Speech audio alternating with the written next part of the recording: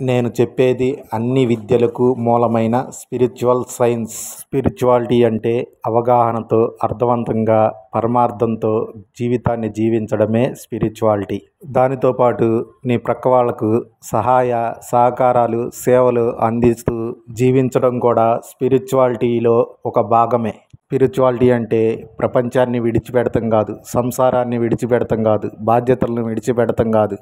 వీటన్నిటినీ బ్యాలెన్స్ చేసుకుంటూ, ప్రపంచంతో పాటు ఉంటూ, సంసారంలో ఉంటూ, బాధ్యతలను సక్రమంగా నిర్వహిస్తూ, అందరితో మిత్రత్వంలో ఉంటూ ఉండడమే స్పిరిచువాలిటీ. సరే, ఒకసారి పద్యం చూసుకుందాం.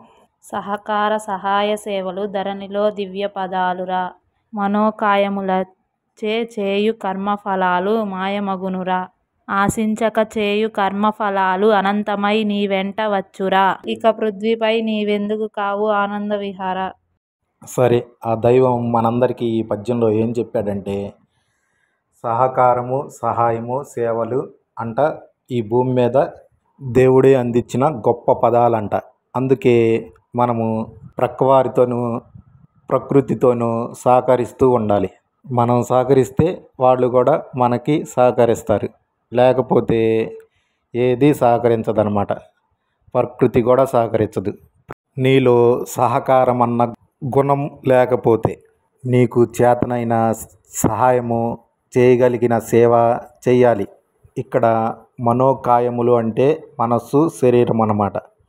మనస్సుతో మళ్ళీ శరీరంతో చేసే కర్మలు మాయమైపోతాయి అన్నమాట. ఎందుకంటే మనస్సు, శరీరం అనేది టెంపరీ కాబట్టి. అదే ఆశించకుండా నిస్వార్థంతో చేసే కర్మ, దాని ఫలం అనంతమై నీ వెంట వస్తుంది, ఎన్ని జన్మలెత్తినా సరే. ఎందుకంటే నువ్వు చేసేది ఆత్మసేవ కాబట్టి. నువ్వు ఆత్మకు సేవ చేస్తున్నావు. ఆత్మ ఎప్పటికీ ఉంటుంది. ఆత్మ అనంతమైనది.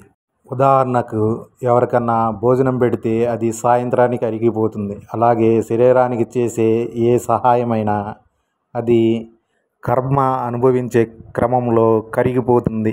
అదే ఇలాంటి ఆత్మవిద్యను అందరికీ అందజేస్తే అది ఎప్పటికీ అనంతమై మన వెంట ఉంటుందన్నమాట. అందుకే ఈ స్పిరిచువల్ సైన్స్ని అందరికీ స్ప్రెడ్ చేద్దాం. మనకు వీలైనంత సేవ చేద్దాం. సేవయే ఉత్తమ కర్మ, ఉత్తమ ధర్మం.